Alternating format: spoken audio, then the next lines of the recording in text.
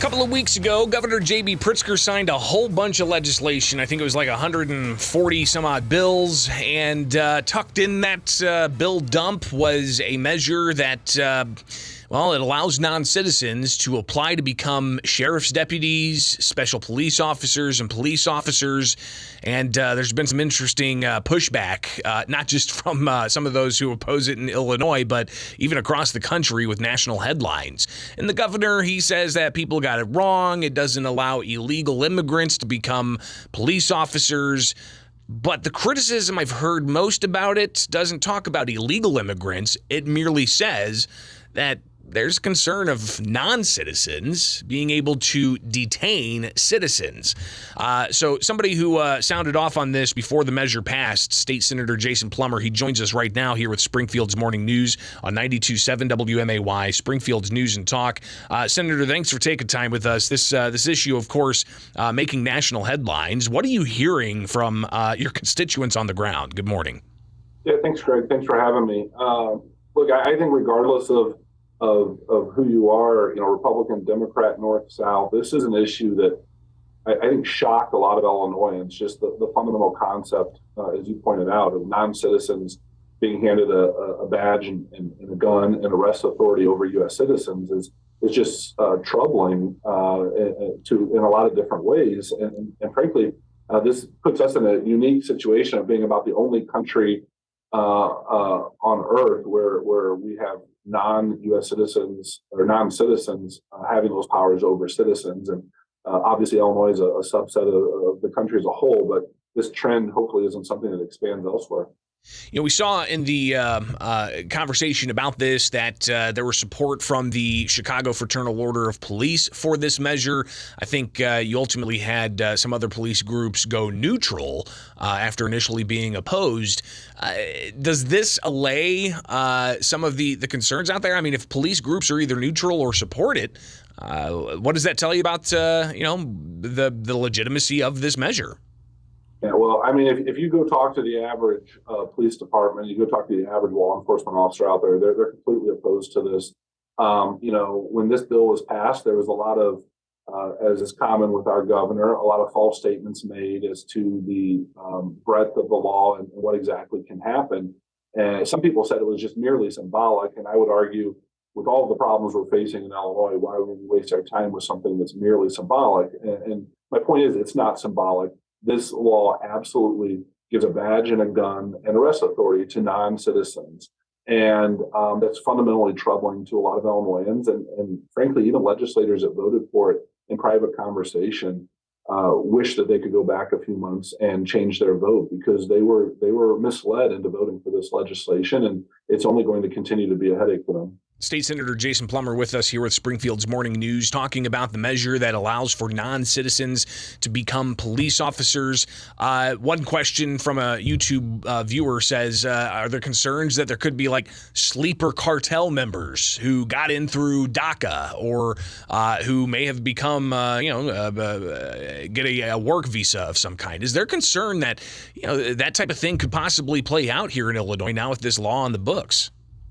Well, I don't see why that wouldn't be a concern to people. And I could talk for a little while on that.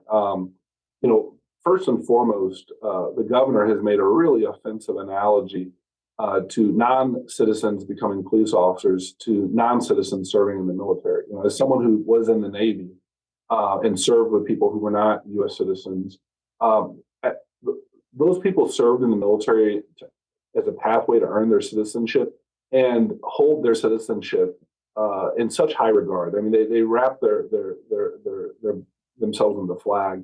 They're so proud to be U.S. citizens. They're working so hard and putting so much on the line to become U.S. citizens.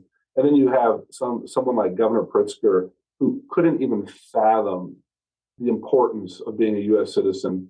And to his point about non-citizens serving in the military, you can Google it. We've had issues with organized gangs and organized criminal groups infiltrating the military. The military's had to be very aggressive in watching out for those things to get their hands on tactics, to get their hands on hardware. Why wouldn't they do that in law enforcement? Because there's absolutely a pathway for non-citizens to be police officers in Illinois now. And why cartels or other criminal organizations wouldn't take advantage of that. I don't know why they wouldn't. Senator, there's always a ton of things going on, even when you guys aren't in session. And of course, you've got the ongoing weight that everybody has when it comes to the gun and magazine ban out of the 7th Circuit Court of Appeal. So I do want to shift gear just a little bit here because you had that measure you filed to look at trying to hold harmless those individuals who took advantage of a preliminary injunction from the Southern District that only lasted 6 days, but they call it Freedom Week, and they went out and purchased firearms. But we heard from state police that, well, those firearms purchased during that 6-day period cannot be registered if the law is ever upheld. I imagine you want to see the law struck down, but what are we going to see happen when it comes to veto session and the measure you provided to hopefully hold those individuals harmless from criminal prosecution? Well, I do want to see the law struck down, but to that specific legislation, we were able to introduce that late in session, and the goal and the strategy the entire time is to try to get movement on that during veto. We've had some good conversation, but as you know, it's an uphill battle in Springfield. I'm not super concerned about it just yet because the date that is circled on my calendar is January 1st, right? And so it's going to take a lot of arm twisting, a lot of work, and hopefully we can get something done during veto. I will tell you that, private conversations, there's a lot of people that recognize the troubling scenario that the Attorney General and the Governor put people in by being very silent while a lot of confusion spread around the state. The state police, I'm very sympathetic to them because they're just, their legal counsel is the Attorney General. They're acting at the direction of the Attorney General. And I think that any person, Republican, Democrat, that's reasonable on this issue, whether you're, for the Second Amendment, opposed to the Second Amendment, you want more restrictions, you want less restrictions, you have to recognize that setting up law-abiding Illinois citizens to become felons for merely exercising their constitutional right is probably a step that's not something we want to do here in Illinois. So I hope we can move that legislation in veto. State Senator Jason Plummer with us here with Springfield's Morning News. Another question on firearms. A couple of weeks ago, I don't know if you saw that, but Governor J.B. Pritzker was taking part in a fireside chat about gun violence prevention, and he was asked what the odds are that his gun and magazine ban and registry will be upheld by the courts. And the governor said the chances aren't zero. It's not 30%. It's a little better than that. But he seemed to indicate that this thing's not going to survive a constitutional challenge in federal court. React to that if you can. Should the state go about in short order passing laws that strip individuals of their rights, as they see it, within a handful of days, and then it takes literally months upon months, if not longer, to get resolution as to whether or not that statute violates their constitutional rights?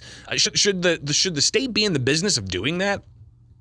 Well, obviously the state should not be in the business of doing that, but that is the biggest business of J.B. Pritzker. I mean, if you look at the litany of bills that he has championed, that he has signed, that have been tossed out by the courts. I mean, if you look at the redistricting map, if you look at the gun case you're talking about, if you look at the most recent ruling on the Pregnancy Center Deceptive Practices Act, that I mean, I don't know if anyone read that federal judge's statements, but I mean, he took the governor and the Attorney General to the woodshed, saying that it was painfully and blatantly a violation of the First Amendment. I mean, J.B. Pritzker simply doesn't think the rules apply to him, and they jam. They've gotten a little bit arrogant in their supermajority, and they jam so much stuff through Springfield that is a clear violation of constitutional rights. And then instead of respecting the will of what's supposed to be an independent third branch of government, the judiciary, they try to change the judiciary by redistricting the Supreme Court, by redistricting circuit courts in places like Madison County and Lake County.